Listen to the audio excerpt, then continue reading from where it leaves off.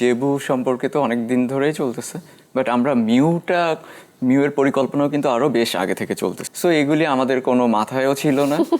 আমরা জাস্ট লোকে সরল একটা গল্প বানানোর চেষ্টা করছি। এখন এসে অনেকেই মিলাচ্ছে জেবুর সাথে। হ্যাঁ ওকে, মিলে গেলে তো আসলে মিলে গেল।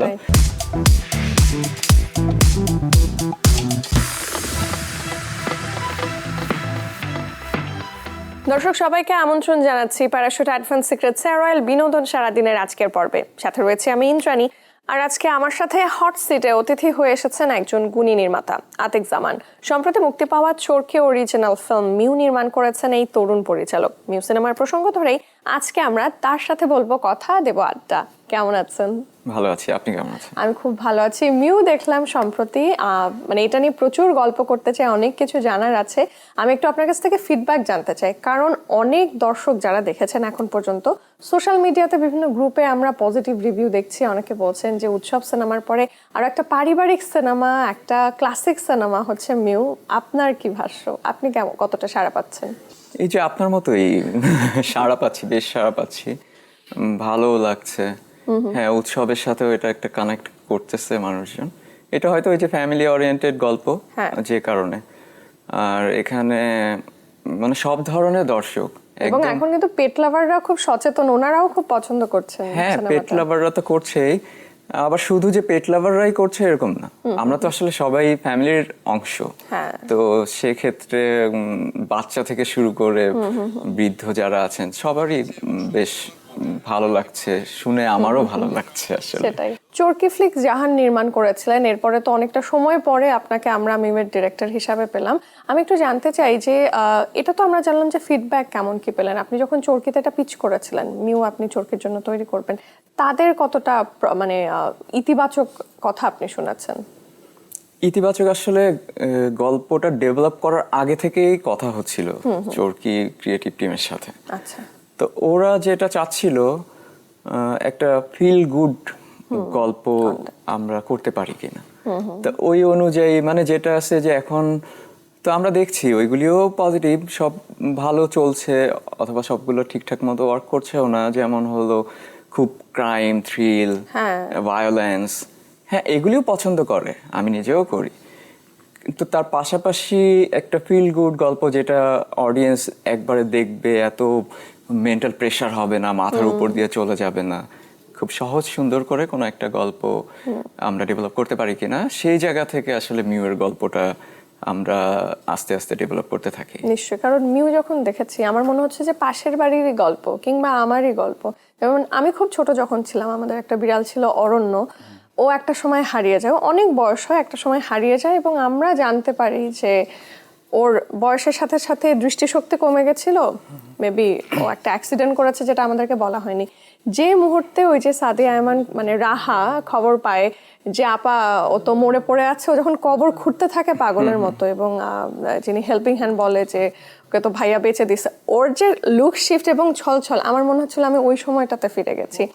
মিউ মানে নির্মাণ করার পেছনের সাইকোলজিটা আমি একটু শুনবো আপনার কাছ থেকে। কেন আপনি এই ধরনের একটা মানে পারিবারিক গল্প বা মানে পেট ফ্রেন্ডলি একটা গল্প নিয়ে আপনি কাজ করতে চাইলেন?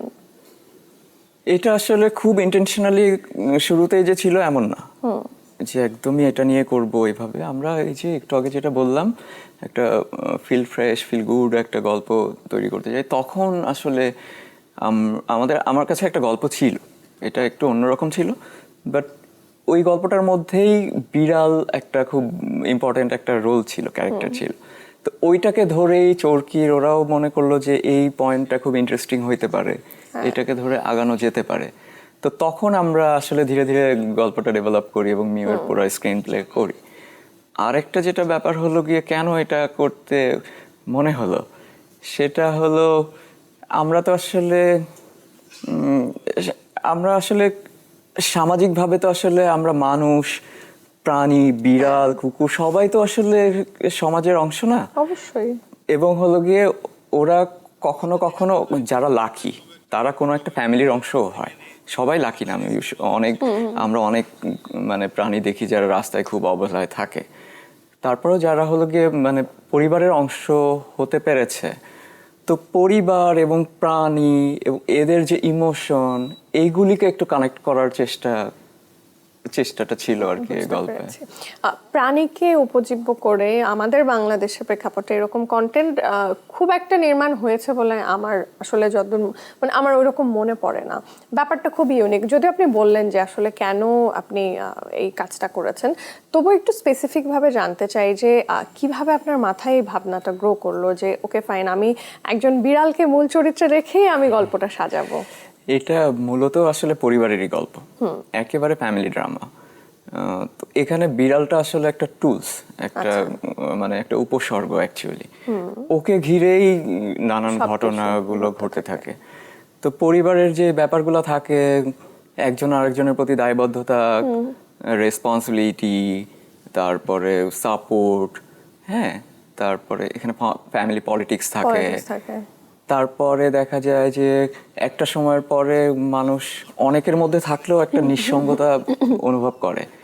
নিঃসঙ্গ হয়ে যাওয়া, নিঃসঙ্গতার সাথে একটা পেটসের কি সম্পর্ক, কিভাবে হলো গিয়ে সাপোর্ট করে, তো এই সমস্ত কিছু বলতে গিয়েই আসলে আমরা বিড়ালটাকে মেইন করে পরিবারের যে অন্য গল্পগুলা এইগুলাকে আসলে তুলে ধরার চেষ্টা করি। কোনোভাবে কোনো সত্য ঘটনার অবলম্বনে না, এমন কিছু সত্য ঘটনার অবলম্বনে না, কিন্তু আমি যখন গল্পটা মানে নিউটা যখন রিলিজ হয়, অনেক রিয়াকশনের মধ্যে রিলিজ হওয়ার আগেও যখন ফার্স্ট লুক টিজার যখন হয়, ছাড়া হয়, তখন দেখতে পারি যে সোশ্যাল মিডিয়ায় আমার বিড়ালের নাম মিউ ছিল, আমার বিড়ালের নাম এটা ছিল, আমার বিড়ালটা হারিয়ে গিয়েছিল, তখন যে আমার কি অবস্থা হয়েছিল। তো এই জিনিসগুলা যখন আমি দেখতে পাই তখন তখন মনে হচ্ছিল আসলে কানেক্টটা করা গেছে।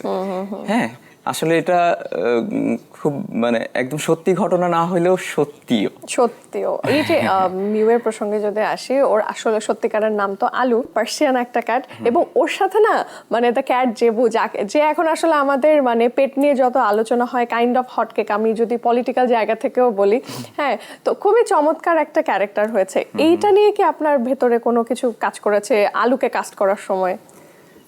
একদমই না, একদমই না।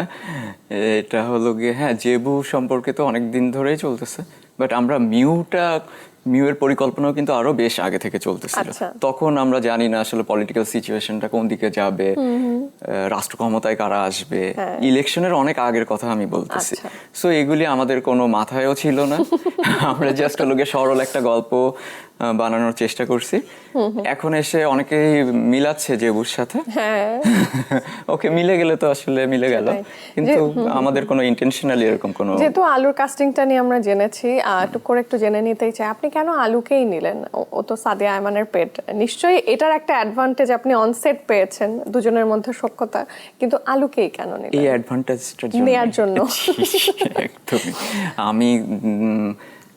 আমি কাস্টিং এর ক্ষেত্রে প্রথমে মানে আমরা তো স্ক্রিন প্লে হওয়ার পরে আমরা যখন কাস্টিং এ যাই, তখন আমি খুঁজতেছিলাম আসলে খুব ভালো অভিনয় করবে, এটা প্রথম শর্ত। আরো একটা বড় শর্ত হলো গিয়ে পেটসের সাথে কার কানেকশন।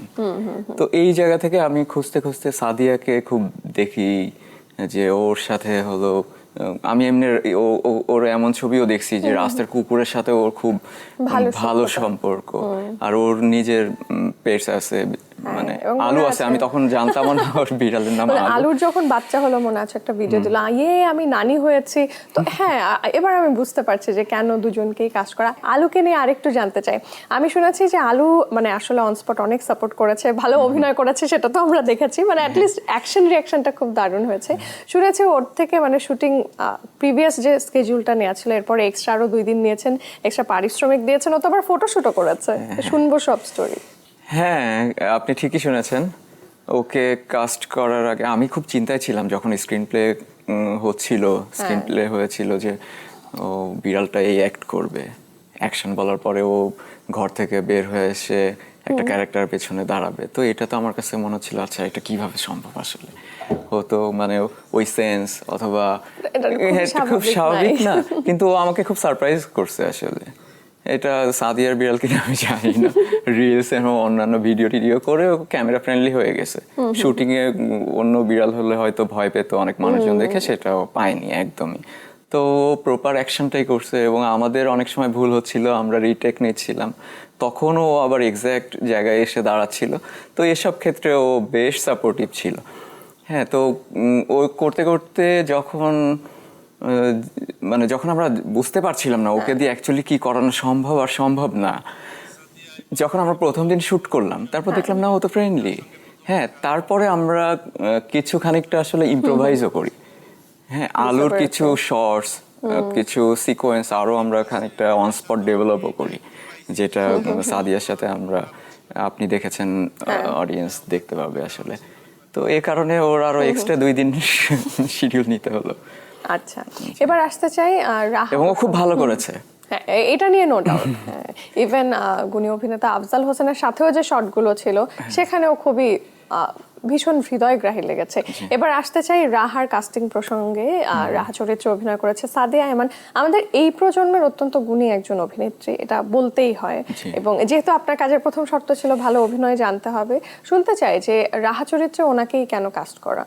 ওই যে ও গুণী অভিনেত্রী, আদার্স আরো তো নিশ্চয়ই কারণ হলো আছে। গিয়ে যে বিড়াল পেটসের সাথে ওর কি সম্পর্ক, ইন্টিমেসি কেমন, এইগুলি খুব গুরুত্বপূর্ণ ছিল। এইটা খুবই মোস্ট ইম্পর্টেন্ট ছিল, কারণ বিড়াল নিয়েই তো ওর পুরো গল্পটা, ওকে সাথে নিয়েই গল্প আগায়। তো সেই ক্ষেত্রে ওইটা মানে খুব গুরুত্ব দিয়ে ওইটা দেখা হয়েছে। আর যেহেতু সাদিয়া আয়মানের সাথে আপনার প্রথম কাজ, এক্সপেরিয়েন্সটা কেমন হলো? এক্সপিরিয়েন্স ভালো। আমার আসলে এটা প্রথম কাজ ছিল। আমার ওর সম্পর্কে এমনি অনস্ক্রিন দেখে যতটুকু ধারণা, তার বাইরে ধারণা ছিলও না। তো আমি কাজ করতে গিয়ে দেখলাম বেশ সিনসিয়ার। আমি যেটা সিনিয়র আর্টিস্ট যারা ছিলেন এখানে, মিমি আপা, তারপরে শ্রদ্ধেয় আফজাল হোসেন, আজিজুল হাকিম, তো ওনারাও এখন পর্যন্ত ওনাদের ক্যারেক্টার নিয়ে যে পরিমাণ সিরিয়াস, যে পরিমাণ ওনারা হলো স্ক্রিপ্ট নিয়ে নিজে হলো গিয়ে হোমওয়ার্ক করে, তা আমি এটা সাদিয়ার মধ্যেও পেয়েছি। ওর আলাদা স্ক্রিপ্ট ওখানে নোট করা আছে, শুটিং এর মধ্যে স্ক্রিপ্টটা যখন পাচ্ছে না তখন এই আমার স্ক্রিপ্টটা কোথায়। শুধু সাদিয়া না, আরো যারা করছে এখানে, কাব্যকথা নামে একটা মেয়ে ছিল, ও নতুন, ইভন। আমরা শুনবো সবার কথা ধাপে ধাপে। এবার একটা স্পেশাল জিনিস নিয়ে আলাপ করতে চাই। স্পেশাল এই কারণে, আমরা উৎসব চলচ্চিত্রে দেখেছি যে আফসানা মিমি এবং সাদিয়া আয়মান ওনারা জেসমিন চরিত্রের দুটো সময়কে উপস্থাপন করেছেন। আমরা পর্দায় দেখেছি, ইয়াং এজটা ছিল অবশ্যই সাদিয়া আয়মান এবং পরবর্তীতে আফসানা মিমিকে দেখেছি। ওই উৎসবের ওই প্রজেক্টটা দেখেই কি আপনি মা মেয়ের চরিত্রে এখানে ওদেরকে কাস্ট করলেন, এমন কিছু? না, ওখানে তো মা মেয়ে ছিল না তারা। না, ওখানে তো মা মেয়ে ছিল না, কিন্তু এখানে কি মা মেয়ের চরিত্রে কাস্ট করেছেন ওই জায়গাটা দেখে? না, একদমই না। এখানে মিমি আপুকে কাস্ট না করার কোনো কারণ নাই। উনি সবাই জানে উনি কত ভালো অভিনেত্রী। আর হলো আমাদের এখানে মানে এটাই খুব ভালো অভিনেত্রী, তো আমাদের মানে ক্যারেক্টারটাকে যে ওন করতে পারে, ওন করবে এরকম সুইট একটা মা, সুইট মেয়ে, এই জায়গা থেকে আসলে দুইজনকে কাস্ট করা। এরকম দাপুটে ক্যারেক্টারে আমরা আফসানা মিমিকে এর আগে খুব একটা কাজ করতে দেখিনি, কারণ এখানে তো ক্যারেক্টারের অনেকগুলো ডাইমেনশন আমরা দেখতে পাই। এইদিকে ফিনান্সিয়াল ক্রাইসিস, ওনার হাজবেন্ড বিছানায় পক্ষাঘাতগ্রস্ত, তারপরে জমি বেচা নিয়ে ভাইয়ের সাথে একটা ডিলিংস, এইদিকে বিড়াল হারিয়ে গেছে। আমরা তো এই যে মুহূর্তে পুলিশের কাছে মামা যেতে চাই, আমরা তো বুঝতেই পারি না যে মা কেন বাধা দিচ্ছেন, পরে গিয়ে রিভিল হয়। এবার একটু শুনতে চাই যে আফসানা মিমিকে অন স্পট কতটা দেখেছেন এবং ওনাকে কাস্ট করতে গিয়ে কি মানে কখনো একটু চাপ লেগেছে, যে যেহেতু সিনিয়র অ্যাক্ট্রেস, কাজের ধরন কেমন কি হয় না হয়? না, চাপ লাগেনি। ওনার সাথে আমার প্রথম যে মিটিং হয় তখনই উনি আমাকে চাপ সহজ করে দিয়েছে একদমই। আমি প্রথম ওনাকে গল্পটা যখন বলি, উনি সাথে সাথেই যে খুব একদম রাজি হয়ে গেছে এরকম না, উনি আরেকটু সময় নিতে চাইলেন। তারপরে স্ক্রিন প্লে কেমন হয় সেটা একটু পড়তে চাইলেন। বলছে তুমি অফেন্ডেড হয়েও না, আমি স্ক্রিপ্টটা পড়ি, তারপরে হলো গিয়ে আমরা সিদ্ধান্ত নেই। তো সেক্ষেত্রে উনি ওনার রোলটা খুবই আমার কাছে খুব মজা লাগছে। আমি প্রথম যখন আফসানা মিমি আপুর সাথে মিটিং করি, ইভেন সেটে আসার আগেও, হ্যাঁ উনি একরকম, হ্যাঁ মেকআপ নিয়ে কস্টিউমটা পরে যখন উনি সেটে আসলেন একদমই আলাদা, একদমই অহিদা। মানে তখন হলো ওদের মা, এমন একদমই আলাদা করা যায়। এবার আসতে চাই গুণী অভিনেতা আজিজুল হাকিমকে নিয়ে। ওনাকে আসলে ডিফারেন্ট ক্যারেক্টারে দেখেছি এবং ক্যারেক্টারের দুটো ধাপ আমরা দেখেছি, সুস্থ অবস্থায়, অসুস্থ অবস্থায়। আমরা একটু জানতে চাই ওনার সাথে কাজের এক্সপিরিয়েন্স কেমন হলো। খুবই দারুণ, খুবই দারুণ। উনি আমার হাকিম ভাইয়ের সাথেও আগে কাজ হয় নাই। আমি শুরুতে বলবো উনি খুবই জেন্টলম্যান, নাইস একজন হিউম্যান বিং। হ্যাঁ, আর খুবই গুণী অভিনেতা, এটা তো আমরা সবাই জানি। তো হাকিম ভাইয়ের সাথে আমার আগে কাজ হয়নি।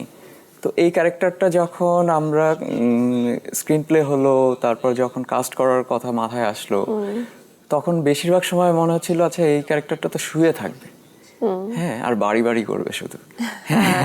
তো সেক্ষেত্রে আজিজুল হাকিম, এটা অনেকের মনে হইতে পারে ওনার মতো একজন এত বড় শিল্পী কেন এখানে। ভাই, এটা যারা সিনেমাটা দেখবে তারা রিয়েলাইজ করতে পারবে যে ওনাকেই কেন দরকার ছিল এখানে। হ্যাঁ, এখানে যে ওই যে পক্ষাঘাতগ্রস্ত একজন মানুষ, উনি একদম শুয়ে থাকবে, ওনার শরীরটা কি অ্যাক্ট করবে করবে না, ওনার বেসিক্যালি ওনার হাত পা চোখ মুখ কিছুই নড়বে না। হ্যাঁ, তো এই চরিত্রটা এটা প্লে করা তো অনেক কঠিন, খুব ধৈর্যেরও খুব বিষয়। ধৈর্য। হ্যাঁ, তো এইটা তখন আমি আসলে অন্য কাউকে আরো হয়তো অনেকে ভালো করতে পারতেন, কিন্তু আমি কোনো রিস্ক নিতে চাইনি। এই জন্য আমি একদম শিওর শট হাকিম ভাই ভালো করবেন আমার একদম বিশ্বাস ছিল, এবং উনি খুব ভালো করেছেন এটা। সেটা আসলেই বলার অপেক্ষা রাখে না। তারপরে হলো উনি যখন বিছানায় শুয়ে খুবই একজন রোগী, আবার যখন ওনার ফ্ল্যাশব্যাকের সিকোয়েন্স আছে তখন আবার দেখবেন যে উনি কি চার্মিং, খুব চার্মিং একজন বাবা। বাবা, তো এইটা আলাদা করা যায়, এটা ওনার পক্ষে সম্ভব। এবার আরো একজন প্রিয় মানুষকে নিয়ে কথা বলতে চাই, সবারই প্রিয় অভিনেতা, বরেণ্য শিল্পী আফজাল হোসেন। উনি কোনো প্রজেক্টে যুক্ত থাকা মানে আমার মনে হয় আলাদা করে আশীর্বাদ পুষ্ট হয়ে যায় পুরো প্রজেক্টটা। আর একটু জানতে চাই যে ওনার সংযুক্তি আপনাকে কতটা সাহস জুগিয়েছে। যে আশীর্বাদের কথা বললেন, আশীর্বাদ আসলে মিউ ফিল্মটা পেয়েছে, আমি নিজেও পেয়েছি আসলে এই আশীর্বাদটা। ওনার সংযুক্তি, ওনার সাথে খুব মজার ব্যাপার হলো আফজাল ভাইয়ের সাথেও আমার আগে কাজ হয়নি। অনেকের সাথে আমার অনেকের সাথেই প্রথম কাজ হলো। তো আফজাল ভাইকে আমি যখন ফোন করলাম, ফোনে যখন কথা হলো, উনি একদম সরাসরি জানতে মানে বললেন যে স্ক্রিপ্টটা পাঠান, স্ক্রিপ্ট পাঠান, তারপরে আমরা ভেবে দেখবো, ডিসকাস করবো এটা নিয়ে। তো আমি স্ক্রিপ্ট পাঠালাম ওনাকে। আমি একটু চিন্তায় ছিলাম, মানে ওনার প্রেজেন্স খুব কম ছিল মানে ইয়ে অনুযায়ী। তো সেই জায়গা থেকে উনি রাজি হবেন কি হবেন না এরকম একটা সংশয় আমার মধ্যে ছিল।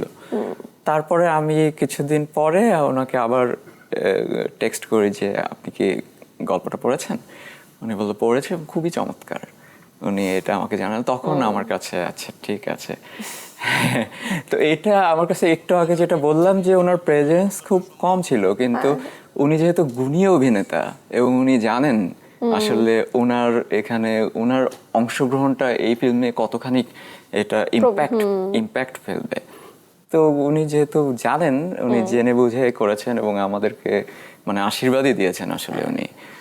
আর আরেকটু যদি বলি, আফজাল ভাইয়ের সাথে পরেও কথা হচ্ছিল এই বিষয়ে।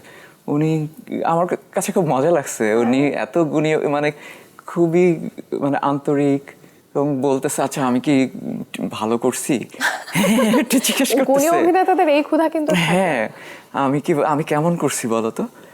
কারণ আমি দুইটা জায়গা নিয়ে খুবই একটু সংশয় ছিলাম। একটা হলো বিড়াল নিয়ে আমি কখনো কাজ করিনি, তো এইটা ওনার একটা চিন্তার বিষয় ছিল। তারপরে আমাদের কথা বললো যে তোমরা অনেক ইয়াং, তোমাদের সাথে আগে কখনো কাজ হয়নি, জেলিংটা কেমন হচ্ছিল, এই জায়গা থেকে আমি নিজেও একটু সংশয়ে ছিলাম আসলে কেমন হচ্ছে, আমি অভিনয় কি ঠিক মতো করেছি। মানে আপনি চিন্তা করেন কি পরিমাণ বিনয়। হ্যাঁ, ভেরি মাচ। এবং উনি তো খুবই নিঃসন্দেহে খুব ভালো করেছে এটা। আরেকজনকে নিয়ে কথা না বললেই নয়, রাহার ভাইয়ের চরিত্রে যে অভিনয় করেছে রাকিব হোসেন ইবন, এই সময়কার তরুণ শিল্পীদের মধ্যে অত্যন্ত সম্ভাবনাময় একজন শিল্পী বলতেই হয়। তার সাথে এক্সপিরিয়েন্স কেমন এবং তাকে কেন কাস্ট করলেন? এই যে সম্ভাবনাময়, আপনি কতটা দেখলেন যে ভালো অভিনেতা হওয়ার সম্ভাবনা কতখানি? আমি ইভনকে বলতে গেলেও আমি আসলে সবাইকে নিয়েই বলি প্রথমে, যেটা হলো গিয়ে স্ক্রিপ্টটা, গল্প এবং প্রত্যেকটা ক্যারেক্টার ওরা যার যার জায়গা থেকে সবাই খুব ওন করছে, মানে ওটা ওর চরিত্র। আমার চরিত্র যখন ফিল করছে তখন আসলে আমার কাজটাও সহজ হয়ে গেছে, এবং হলো গিয়ে চরিত্রগুলোও খুবই বিশ্বাসযোগ্য হয়ে উঠছে। তো ইভন ও খুব এটা চেষ্টা করছে, ওর সাথে ইভেন আমরা যখন কাস্টিংয়ে যাই প্রথম ওর সাথেই কথা হয়েছিল।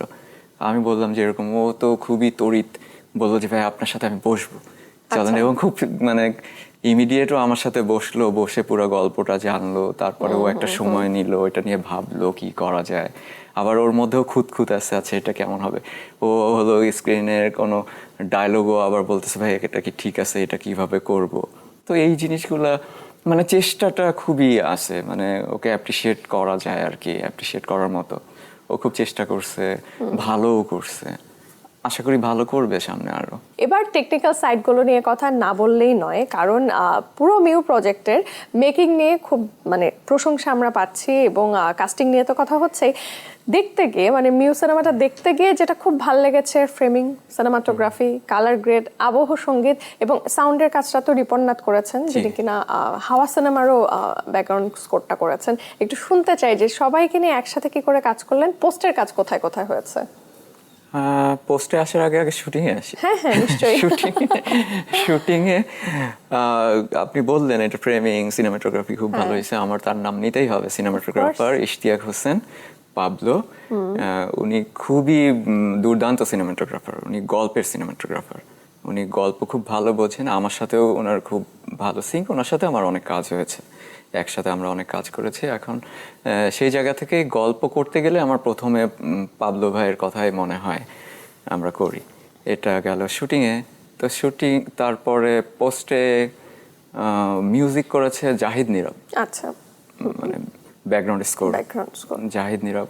এটা আপনিও দেখছেন, মানে খুব প্রশংসিত হচ্ছে, আমাকে ফোন করে ইভেন মিউজিকের কথা বলতেছে। গানটা যিনি মানে দোলা রহমান গেয়েছেন, গানটাও খুবই পপুলার হচ্ছে। হ্যাঁ, গানটা দোলা রহমান গেয়েছেন, এটা লিখেছেন আশিক ইলাহি অনি। আরেকটা গানও আছে, এটা মিউ মিউ নামে একটা গান আছে, ওইটা লিখেছেন জাহিদ নীরব নিজে। আর দুইটা গানেরই কম্পোজ করছে নীরব ভাই। তারপরে সাউন্ডের কাজ করছে রিপননাথ। তারপরে এডিটিং করেছেন ময়ূক বাড়ি, খুবই ভালো এডিটর, খুবই গুণী এডিটর। তারপরে আরেকজন গুণী কালারিস্ট আছেন যিনি আশরাফুল আলম, উনিও খুব ভালো, খুব ভালো, খুব ভালো। এদের বাইরেও আমি যারা আসলে অন স্ক্রিনে আসে না, আমি তাদের কথাও একটু বলতে চাই। এবং হলো আমাদের এই কাজটা মানে আপনি দেখছেন, এটা খুব সাধারণ একটা সিম্পল গল্প। ওই যে বলছিলাম মনে হচ্ছে আমার পাশের বাড়ির গল্প, নিজের বাড়ির গল্প, বাসায় যেরকম থাকে। হ্যাঁ, তো এই গল্পটা এত সাধারণ গল্প, সহজ গল্প, তো সহজকে সহজ করে তোলাটা আসলে সহজ না, কিন্তু অতখানিকটা এটা কঠিন। তো এই কঠিন কাজটা করতে যারা সহযোগিতা করছে, আমি যাদের নাম বললাম, সিনেমাটোগ্রাফার পাবলো ভাই এন্ড অল, এর পেছনে আরো আছেন চরকি টিম, পুরোপুরি ক্রিয়েটিভ টিম, ওদের এক্সিকিউটিভ টিম, ওদের প্রমোশনাল টিম। আমি কয়েকজনের নাম নিতেই হবে এখানে। নির্ঝর, যিনি হলো গিয়ে কন্টেন্ট টিমে, ক্রিয়েটিভে। তারপরে আবির, কল্লোল, এবং এক্সিকিউশনে ছিল হলো কনক খন্দকার, তারপর আবির মুখর, নাইম। তো এদের সবার সহযোগিতা, মানে এই সহযোগিতাই আসলে ফিল্মটাকে সহজ করে তোলা। এবং আজকে যে দেখা যাচ্ছে মানুষজন পছন্দ করছে, এই ক্রেডিটটা শুধু আমি একা নিব না, এটা আসলে আমাদের সবার ছবি। এবং অবশ্যই হলো গিয়ে শিল্পীদের, আর্টিস্ট যারা অ্যাক্ট করছে এখানে, এত ন্যাচারালি, এত ওন করে সবাই করছে। সো সবাইকে ধন্যবাদ আসলে। একদম এটাই চাই যে মানে এরকম ভালো ভালো কাজ আসুক না, সব ধরনের কাজই হচ্ছে মানে ওয়ার্ল্ড ওয়াইড। আমরা এখন তো মার্কেট পুরো ওপেন হয়ে গেছে, আমরা যেমন আমাদের নিজস্ব প্ল্যাটফর্ম, যেমন মানে আমাদের বাংলাদেশের প্ল্যাটফর্ম যেমন চরকি, ওয়ার্ল্ড ওয়াইড মানে নেটফ্লিক্স বলে, অ্যামাজন বলে, সবই তো আসলে হাতের মুঠোয়। আমাদেরকে তো আসলে এখন ওই লেভেলে গিয়ে ভাবতে হয়। তো চারদিকে এত অস্থির সব গল্প, অস্থির in a sense, brutality, violence, হালকা চালের জিনিস আসলে আমরা খুব ক্রেভ করছি। মানে গত ঈদ বা তারও আগে থেকে দর্শকরা বলছিল। আর ইন্টারেস্টিং বিষয়, রমজানে কিন্তু আমরা দেখি খুব একটা এরকম প্রজেক্ট আসে না, যেটা দেখা যায় সব কিছু একেবারে ঈদের সময় আসে। বলতে গেলে ওইখানে মানে কন্টেন্ট বলি বা সিনেমা বলি, সিরিজ বলি, একটা জ্যাম মতন লেগে যায়। রমজান মাসে এই যে মানে রিলিজ দেওয়ার আইডিয়াটা আসলে কার, আপনার নাকি টিম চরকির? টিম চরকির। চরকির, এবং আমি তখন একটু কনফিউজড হচ্ছিলাম আসলে এটা কি সঠিক সিদ্ধান্ত হচ্ছে কিনা। তখন আমি আবার চিন্তা করলাম যে এই সিদ্ধান্ত আমার থেকে তারাই ভালো নিতে পারে, কারণ ওনারা এটা হলো এক্সপার্ট যে কোন সময়টা ছবিটা অন এয়ার করলে এটা মানুষজন আরাম করে দেখতে পারবে। যে অনেক জ্যাম লেগে থাকে, জ্যামের বাইরে একটা ফাঁকা জায়গায়। এবং এটা একদিক দিয়ে আমার কাছে খুব অ্যাপ্রিসিয়েট করার মতন জিনিস হয়েছে, কারণ স্কুল কলেজ ম্যাক্সিমামই ছুটি, সবাই বাসায় বসে আছে আরামসে, কিন্তু আমিও এরকম খুব রিল্যাক্স মোডে একটা ছুটির দিনে আমি এই যে ফ্রাইডেতে আমি দেখে ফেললাম। হ্যাঁ, এটা খুবই ভালো হয়েছে। এটাই হয়তো তাদের টার্গেট ছিল।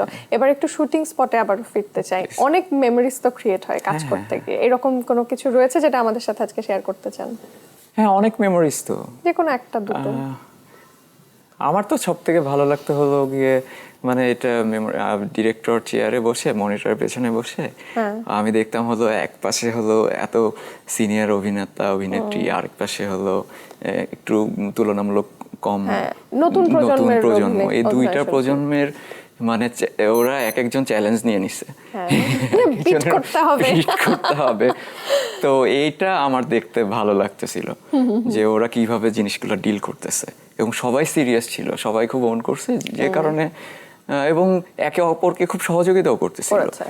মানে আসে না অনেক সময় হলো গিয়ে একজনের ক্লোজ শট নিচ্ছি, নেওয়ার পরে আরেকজন সিনিয়র যে উনি থাকছেন না, মেকআপ রুমে চলে যাচ্ছেন, এটা অনেকে করে।